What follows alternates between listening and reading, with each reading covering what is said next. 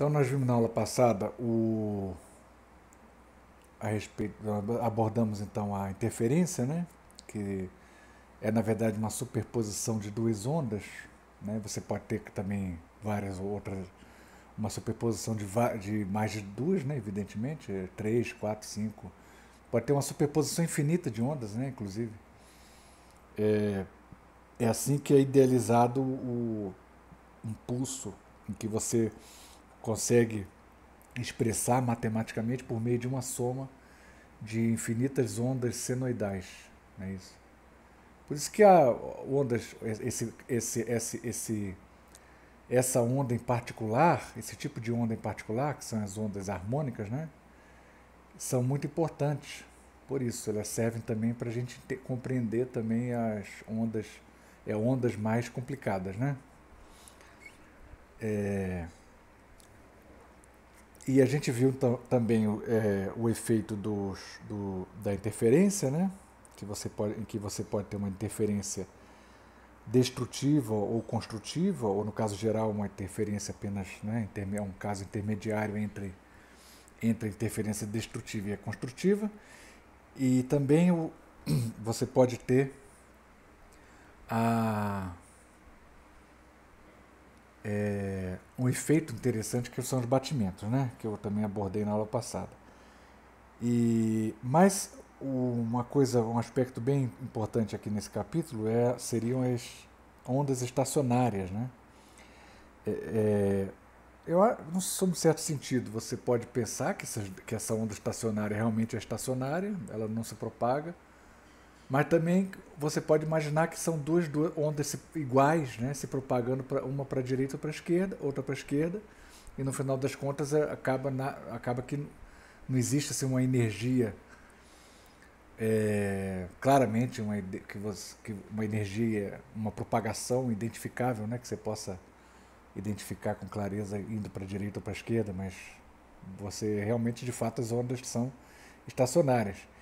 E a ocasião em que isso acontece, né, é simplesmente quando você tem uma onda, duas ondas iguais, né, e elas, uma vai para a direita, outra para a esquerda, de maneira que vamos fazer assim, ó, y. Bom, uma onda indo para a direita, né? Seria A cosseno, y A seno kx menos ômega t, indo para a direita. Essa onda está indo para a direita. Aí você tem uma outra onda também indo para a esquerda, com a mesma amplitude, mesma frequência e velocidade, indo para a esquerda. Aí você vai mudar o sinal daqui, né? Que a gente viu que essa mudança de sinal significa o sentido de propagação alterado. E quando você soma essas duas ondas, o que a gente vai obter? A gente pode usar novamente aquela fórmula do seno, né? A fórmula trigonométrica que passa da soma do seno a um produto de senos, né? É assim, né? Seno de A mais seno de B. Isso é igual a 1/2. É 1/2 mesmo? Agora eu tô... Deixa eu dar uma olhadinha aqui. É 2, né? É o contrário, o dobro. O dobro 2 vezes seno de A mais B sobre 2 vezes cosseno de A menos B sobre 2. Você pode aplicar essa fórmula, aí se você aplicar essa fórmula, você vai encontrar 2A seno de...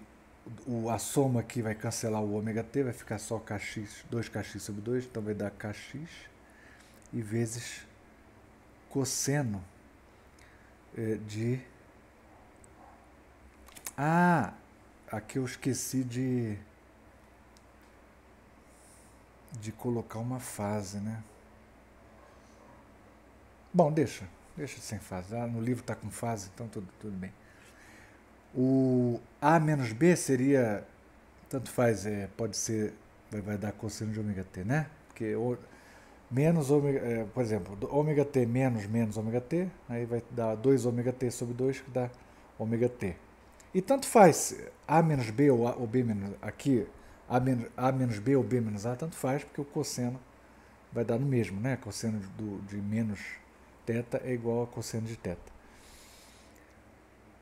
Então você tem uma onda estacionária. E o que está caracterizando a onda estacionária aqui, né, é o fato de que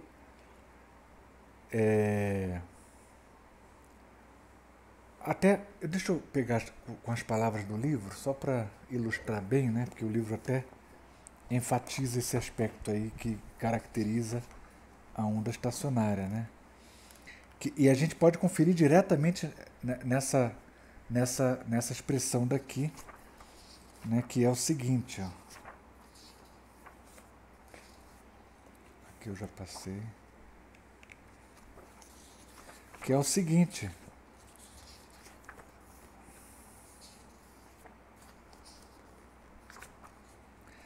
Cada ponto, que está na página 553 do livro, cada ponto seria, a gente imagina uma corda, né, por exemplo, mas poderia ser onda de deslocamento também, no caso do som, né? Cada ponto da corda ou permanece em repouso ou oscila em movimento harmônico simples. Então, de fato, ó, cada ponto da corda que você pegar, se você pegar aqui, você tem uma corda está oscilando, uma onda está indo, outra voltando, vamos fazer uma interferência aqui, né? Aí você vai ter cada ponto, ó, vai estar indo para cima e para baixo, sempre para cima e para baixo, né? Como acontece no caso de uma onda normal. Mas a diferença aqui é que nesse caso você tem pontos aqui, ó, que não oscilam, ó, que são esses pontos aqui que eu estou destacando aqui, ó. Então, que pontos são esses, né? São os pontos em que o seno de Kx é zero. São os nós. Tá certo? Nesses pontos não tem oscilação, porque a deformação é sempre zero. Para todo instante, qualquer instante, a deformação é zero, porque esse seno de Kx vai anular.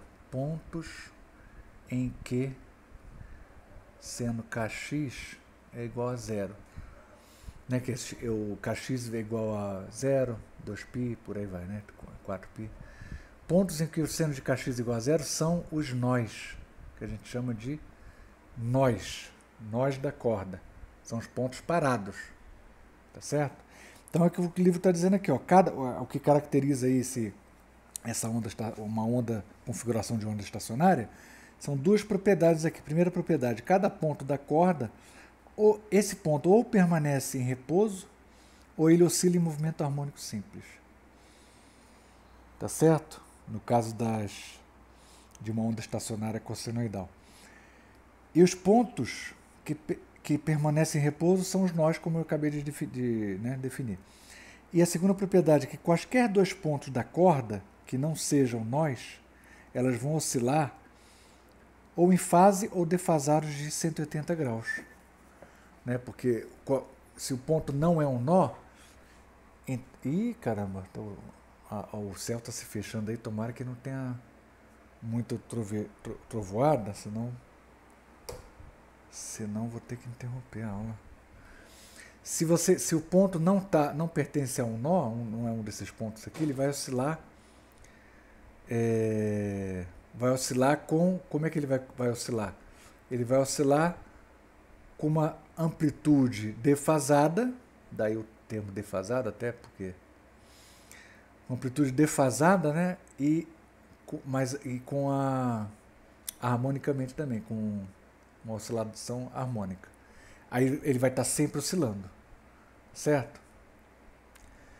Esses pontos aqui em que a amplitude é máxima, quando o seno de Kx é 1, é máximo, esses são os chamados ventres. Os pontos, os valores de x, né, que satisfazem essa condição, são o que a gente chama de ventres da onda estacionária. São os ventres da corda, que são os pontos de deslocamento máximo, são esses pontos aqui, né? Né? Tá certo, gente? Então não tem mistério, mas essa parte aí de ondas estacionárias, o essencial é você saber fazer um esquemazinho um desenho simples. Se você conseguir fazer um desenho, do desenho tudo se esclarece de uma maneira razoavelmente bem clara. Tá certo? Por exemplo, então, que condição, o que comprimento uma corda deve ter para que haja a propagação de uma onda estacionária nessa corda, né? Para que ela possa abrigar uma onda estacionária, né? Essa é uma pergunta interessante. Então, aí depende de como eu vou dispor da corda. Então, a corda, por exemplo, você tem um caso, o primeiro caso, quando você tem os dois pontos da corda, duas extremidades, né?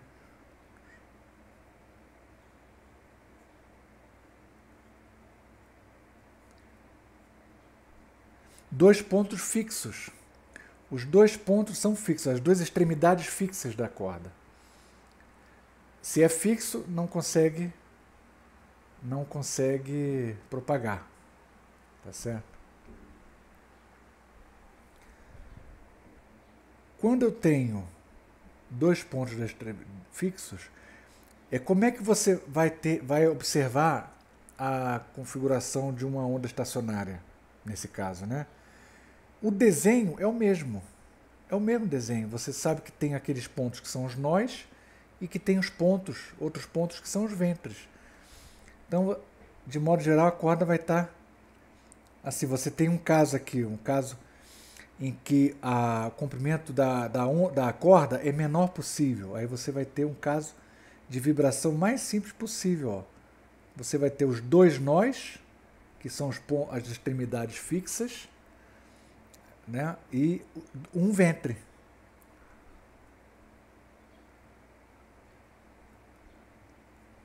E um ventre. Tá certo? Esse é o primeiro caso. O caso que eu vou chamar de caso 1. Caso 2. Você vai ter sempre... Então, as oscilações, as ondas estacionárias, elas vão oscilar de tal maneira que sempre eu vou ter do lado direito e do lado esquerdo dois pontos fixos. Acabou. Dois pontos fixos. Então, é até intuitivo, né, a gente olhar aqui. Claramente dá para ver que você vai ter os outros casos subsequentes, vão ser esses aqui, ó. Não é isso? O próximo caso vão ter aqui duas regiões separadas, né? Aqui 3, aqui 4. Tá certo? E 5, 6 e por aí vai. Tá claro? Qualquer dúvida, se alguém tiver alguma dúvida, pode me interromper. Né? Nesse caso aqui, primeiro caso, o comprimento, é claro que o comprimento da corda, na verdade, o desenho aqui está ilusório, né? O desenho está meio, feito de tal maneira que a deformação da corda não é pequena, não parece ser pequena. Mas no caso em que a deformação da corda é muito pequena, a gente pode aproximar o tamanho da corda para esse tamanho daqui, para esse comprimento. Tá certo? Isso é muito importante a gente observar isso. Então, a gente pode dizer então que é o seguinte, nesse primeiro caso aqui, o comprimento da corda, isso aqui corresponde a meio comprimento de onda, não corresponde?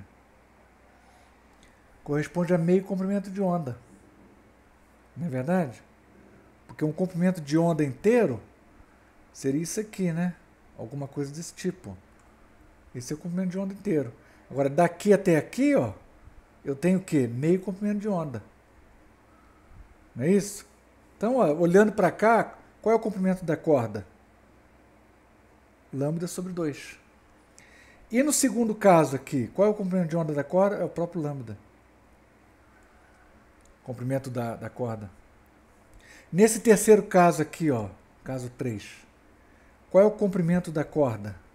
O comprimento da corda vão ser... Aqui eu tenho 3 meios comprimentos de onda, então eu tenho 3 lambda sobre 2. E aqui no caso número 4, eu tenho que o comprimento da corda é 4 lambda sobre 2. Então nota aqui no caso aqui 2 lambda sobre 2, né, lambda sobre 2. Você tem um número inteiro de lambda sobre 2. É um número inteiro de lambda sobre 2. Vê se você fizer essa regra aqui, ó, indutivamente, ó, L vai ser os comprimentos de onda possíveis dessa corda vão ser N lambda sobre 2. Onde N é igual a 1, 2, 3 e por aí vai. Né? Se você aplicar o N para igual a 1, vai reproduzir esse primeiro caso. Para o N igual a 2, vai reproduzir esse segundo caso. N igual a 3 e por aí vai. Então, todos esses valores aqui, ó, em que N é igual a 1, 2, 3, 4, 5, etc., eles vão descrever possibilidades, né, diferentes de configuração diferente em que você tem uma presença ali de uma onda estacionária. Tá certo? Então esses são os dois pontos da corda fixos. Tá certo? O outro caso, um pouquinho mais complicado, né, que eu tenho, é o seguinte. O outro caso, tá certo, gente? Qualquer problema pode me interromper. O caso 2. Caso 2. Eu tenho uma extremidade.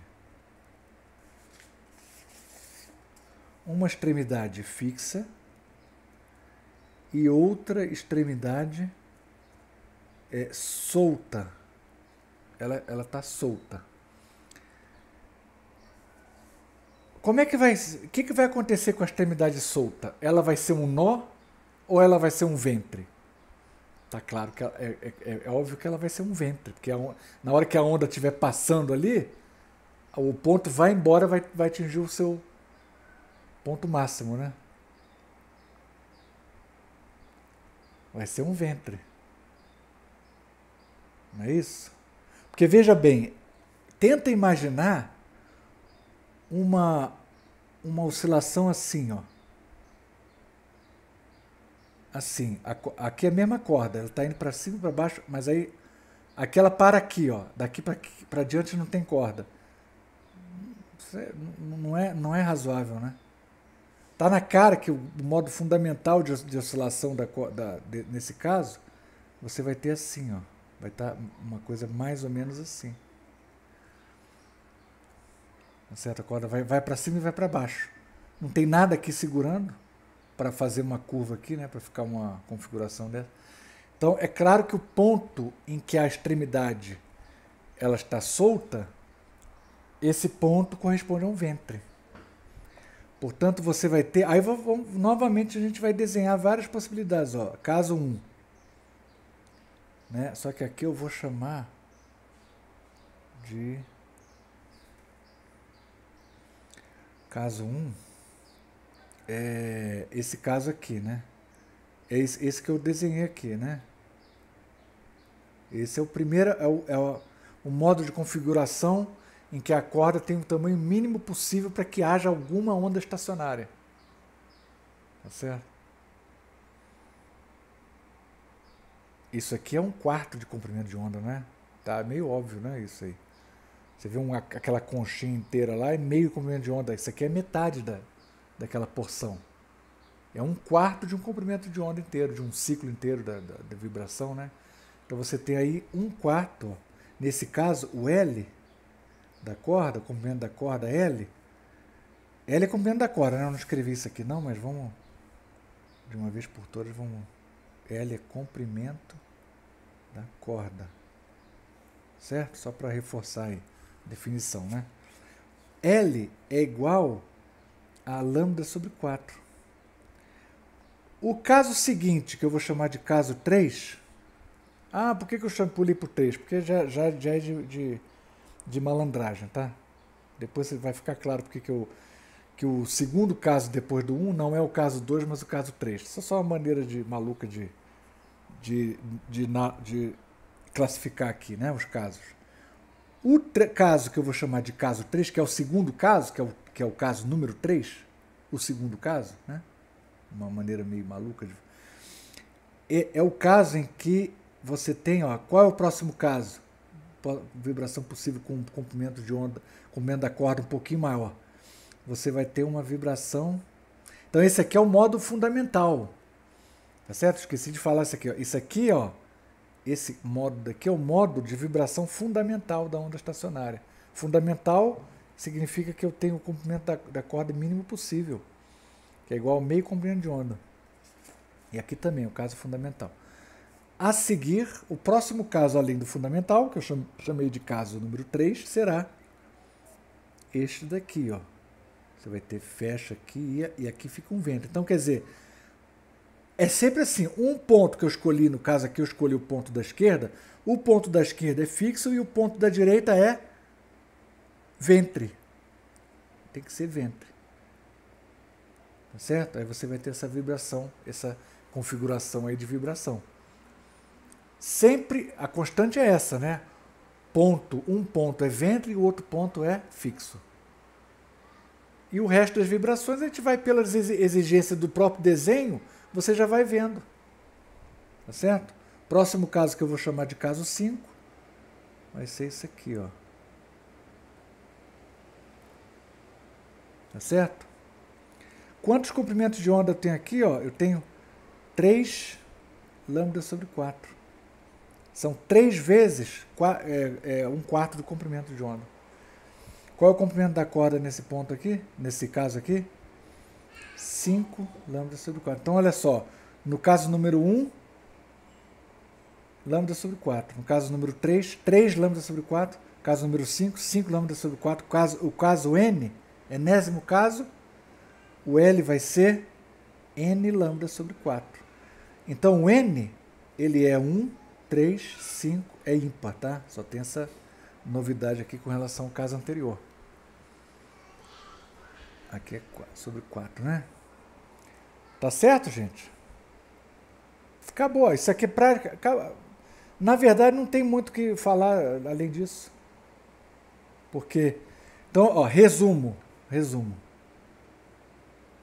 A gente está falando da corda, né? E mesmo assim não vai ter muito o que falar depois, não. Resumo. Você tem 2 casos aqui, ó. 2 pontos fixos. 2 pontos fixos. E o caso 2, um fixo mais um solto. 2 pontos fixos e o outro caso, um fixo e um solto. Eu tenho L é igual a N lambda sobre 2. N é qualquer número, 1, 2, 3, número natural. E no caso, quando eu tenho um ponto de um tipo e o outro ponto do outro tipo, um fixo e outro solto, não interessa qual, né? Eu vou ter sempre isso aqui vai ser uma constante. Os comprimentos de onda da corda possíveis, por isso que eu falo Ln, né? L aqui, Nzinho embaixo, para cada valor de N eu tenho um L diferente, né? Que vai comportar aquela onda estacionária correspondente. Então aqui esse NL vai ser N lambda sobre 4. Sendo que nesse caso que o número N é ímpar. O número N é ímpar. Tá certo? A chuva já está caindo aqui.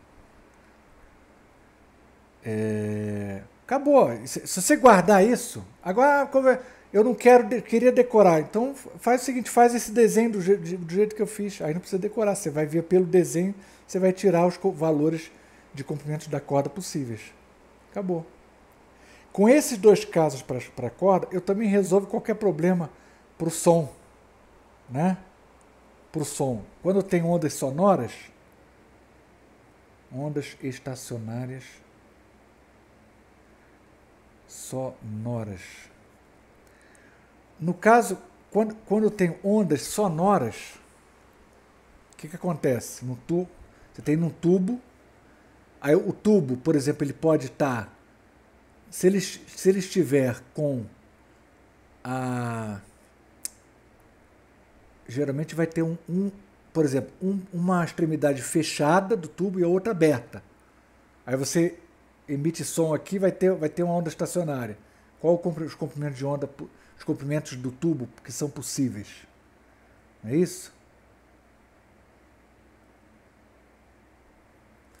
Quais são os comprimentos L possíveis para que haja uma onda estacionária sonora? Mesma coisa da corda, só que a diferença é a seguinte: quando você tem a extremidade aberta, quando eu tenho a extremidade aberta, aí que está o macete para resolver. A extremidade do tubo aberta significa o quê? Significa o seguinte, que um ponto aqui, na verdade é um pouquinho mais fora do tubo, mas aí o que eu vou ter sempre é uma pequena correção.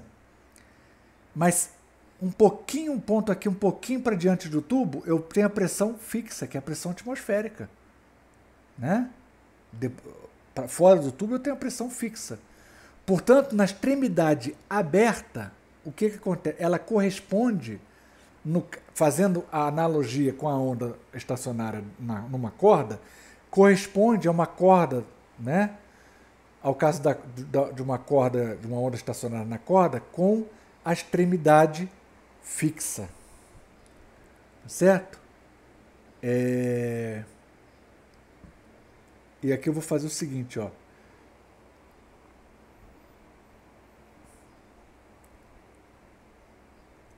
Ponto fixo. Fixo que significa o seguinte, que a pressão, a onda de pressão é zero, né? A amplitude de pressão é zero. É um nó. Você tem um nó de pressão. Nó de pressão. Nó de pressão. Quando você for fazer o gráfico lá da pressão, como é que ela está oscilando, nos pontos em que a pressão não oscila, são os pontos de nó. E na extremidade aberta, você tem um ponto que é um nó de pressão. A pressão não oscila, é a pressão atmosférica. Tá certo? Acabou. Não precisa. E extremidade fechada? Aí a pressão varia livremente. Porque ela está em contato lá com a parede do material, do sólido, então não tem nada segurando ela. Não tem onda propagando para diante. Então acontece a mesma coisa que acontece quando eu tenho uma extremidade solta na corda.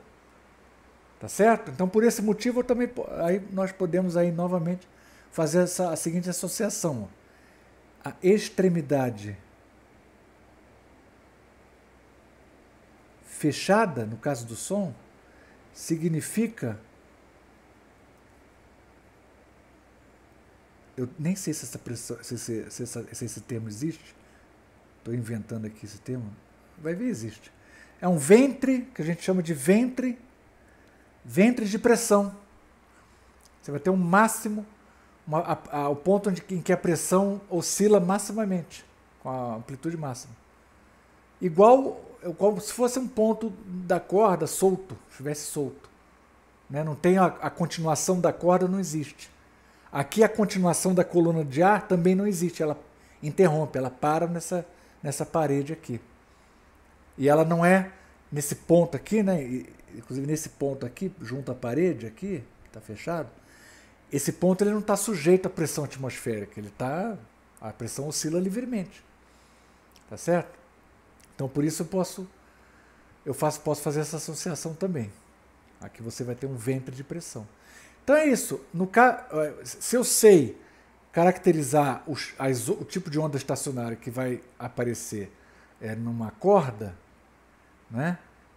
Se eu sei associar esse comprimento da corda com o comprimento de onda da onda estacionária, eu também vou saber fazer a mesma coisa em tubos de ondas estacionárias de som. Para isso, basta a gente fazer essa associação que eu acabei de fazer. Então, ponto aberto, tá? Boca aberta do tubo, significa ponto fixo. É um nó de pressão. E extremidade fechada é um ventre de pressão. Acabou. Tá certo? Então as equações vão ser as mesmas, as leis vão ser essas aqui, ó, igualzinho. Quando eu tenho um tubo aberto numa extremidade e fechado na outra, qual é que caso que corresponde ao caso em que eu tenho um tubo aberto numa extremidade e fechado na outra? Corresponde a esse caso 2 aqui, ó. Onde eu tenho um ponto fixo e outro solto, corresponde a esse. Aí você vai resolver usando essa equação aqui, essa lei. Tá certo? Um tubo com os dois tubos fechados, duas aberturas fechadas, 2 pontos fixos. Pois vai corresponder a esse caso daqui. E quando eu tiver um tubo com as duas extremidades abertas, aí a gente lembra o seguinte, ó, que nó de pressão,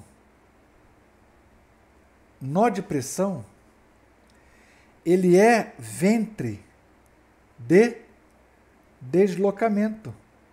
As ondas de deslocamento daquela massa de várias moléculas, né, do gás, ela está defasada em relação à onda de pressão. Lembra disso que a gente falou acho que é 2 aulas atrás, né? Está defasada de π/2, 90 graus de diferença de fase. Então, exatamente o que significa defasagem de 90 graus? Significa que enquanto você tem um seno de kx menos ômega t, você vai ter um cosseno de kx menos ômega t para as ondas de deslocamento. Né? Se você tem seno de kx menos ômega t para onda de pressão, para a onda de deslocamento vai ser o cosseno. Então, onde o seno é máximo, ou onde o seno é zero, o cosseno é máximo, e vice-versa. Então, quer dizer, vice-versa. Onde tem nó de pressão, eu tenho ventre de deslocamento. E quando eu tenho, e vice-versa, não vou nem escrever.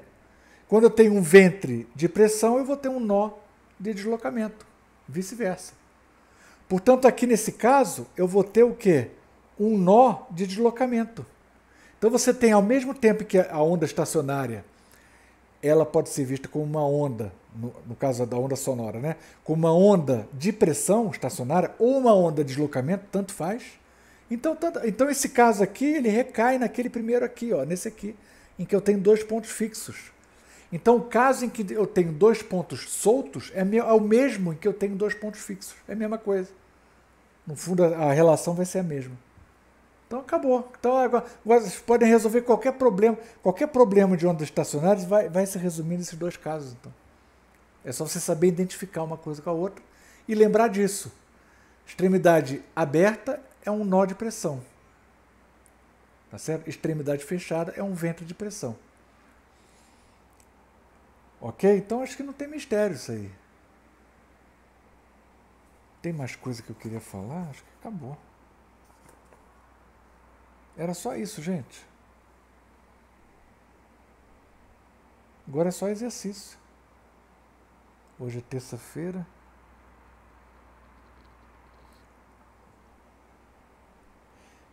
Mas ela não vai... Eu recomendo dar mais atenção a outra matéria, a outra parte. Porque, assim, essa matéria é mais fácil. Se você souber esse pouco que eu estou falando, já é suficiente, Mas, assim, se faltar tempo para estudar, deixa essa outra para adiante. Até porque essa matéria está sendo abordada na lista normalmente, né? Na lista nessa semana. Na semana que vem, né? Semana que vem que vai ser abordada. Inclusive depois da prova. Então, eu recomendo... Eu recomendo, assim, assistir a aula com bastante atenção e tal, né, assistir, se for o caso, a reprise, se precisar, né, mas com bastante atenção para aprender, mas para estudar mesmo, para valer, se faltar tempo, eu acho que a preferência deve ser dada aos 2 primeiros capítulos, tá certo? Alguém tem alguma dúvida que queira tirar, assim, sobre essa parte aí, algum problema? Exercício. Pois não. 54, deixa eu dar uma olhada aqui. Eu vou continuar gravando, né? Porque aí vai pro... Quem quiser olhar depois, né? Mas é 54 de qual capítulo? Capítulo 15?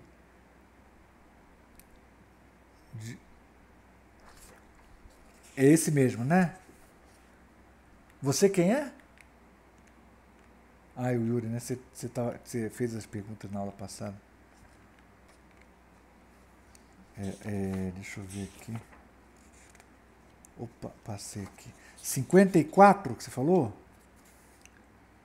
Tá aqui, tem uma figura aqui, problema, deixa eu ver se dá pra desenhar aqui. Tomara que eu saiba fazer, né? Senão...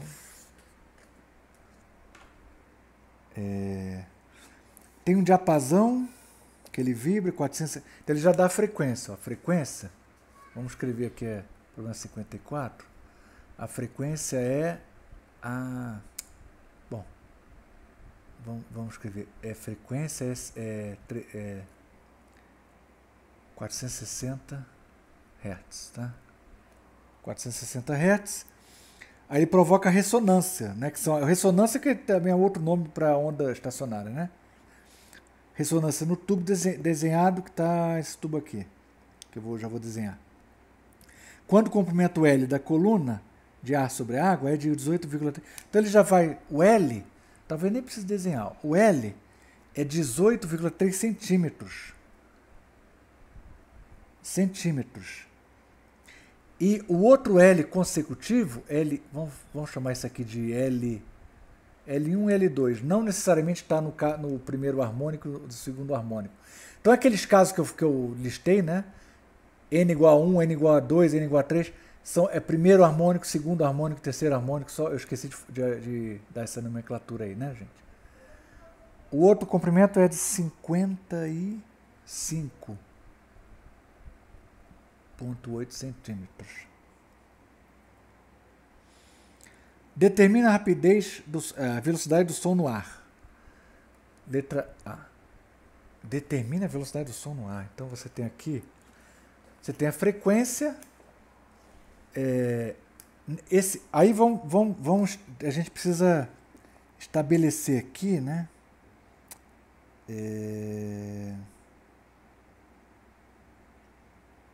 Esse tubo, ele tem água.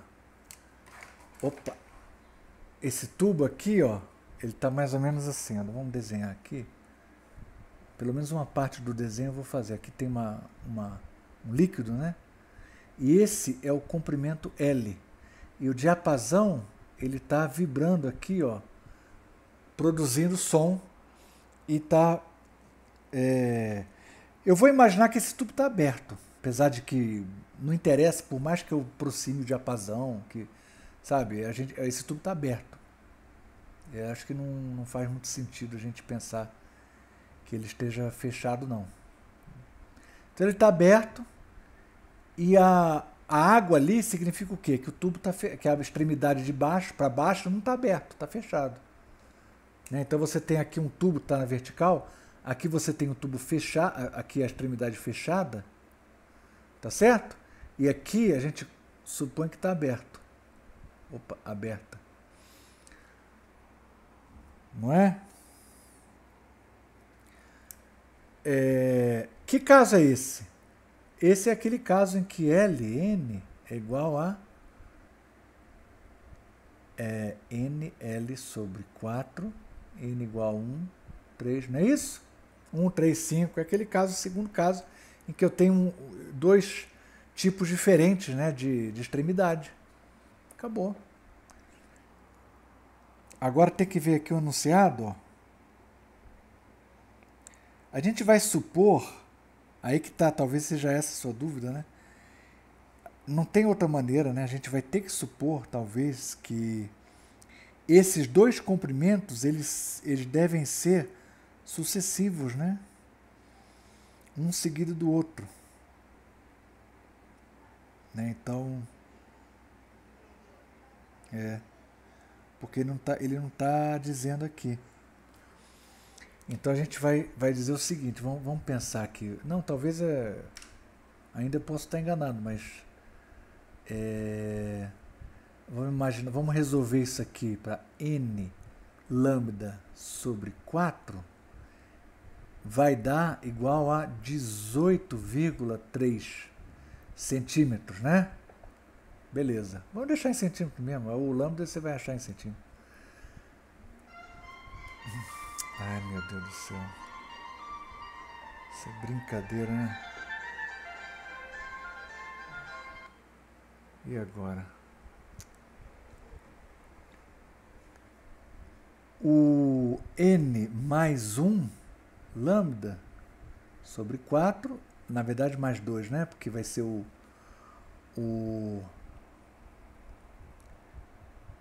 vai ser o comprimento seguinte. Aí você adiciona mais 2 porque o n é ímpar. Né? Talvez esse é um ponto também de armadilha. Esse n aqui é ímpar, né? Então você teria igual a 55,8. Né? Aí será que tem como resolver isso aqui? Se eu... Só um minutinho aqui, vou dividir um pelo outro.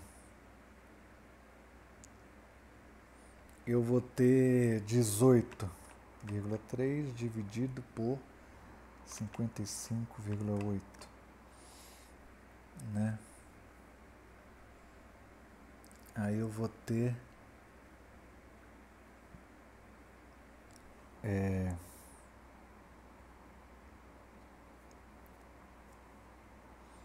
só um minutinho aqui.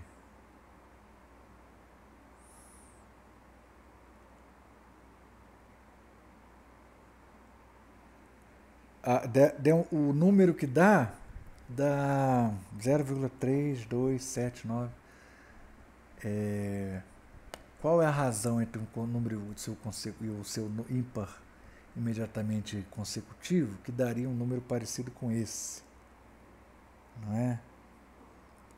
Deixa eu ver se dá para... Aí, bom, eu posso também testar. Ou então resolver a equação mesmo, né? Vamos resolver isso aqui. Eu tenho aqui n sobre n mais 2 é igual a 0,3279. Vou colocar bastante casa aqui, só para não ter problema. Aqui, né? Perdão. Para resolver, vamos tentar resolver isso aqui. Vezes 2, 0,32796 vezes 2 dá 0,65592. Isso aqui mais 0,32796 n igual a n. Seria uma equação desse tipo, né? Será que um número inteiro resolve isso? Número ímpar, né? Vamos tentar resolver isso aqui. 1 menos 0. 1 menos 0,32796. Não vai dar exatamente inteiro, porque eu estou aproximando o número, né? Tem esse problema aí. Mas vai dar isso aqui. Vai dar quase, ó. O n, então você vai dividir isso aqui por 0,67. 0,67. 67? Não, 065. 592. Dá 1 ponto qualquer coisa, então dá 1. Eu acho que uma boa aproximação. Então o n, talvez o n seria 1. Quem sabe? Eu acho que o n talvez seja 1. Então se o n for 1, o que vai acontecer aqui? Ó, n lambda sobre 4 é igual a 18,3 centímetros. Né? Joga para o outro lado, o lambda vai ser 18,4 vezes 4 vai dar 73,6. Quase 1 metro, né? Lambda é 76,6 centímetros. Tá certo? De modo que, se eu multiplicar em metro, né? Divide por 100. Aí você vai ter 0,736 metro. Esse comprimento de onda multiplicado pela frequência, que é de 460 Hz, vai dar velocidade. Não é isso? Acho que não tem. Dá um número bastante razoável, 338. Então a velocidade vai dar aproximadamente 339 metros por segundo. Tá bom. Então esse é o item A. Então era isso mesmo, era 2. Faltou essa informação. Essa informação foi necessária, acho que teve um pequeno lapso aqui no enunciado. Eles deveriam eles deveriam dar essa informação de uma maneira mais explícita, né? De que essas duas ressonâncias são consecutivas. Tá certo? Então a letra item A é isso aí.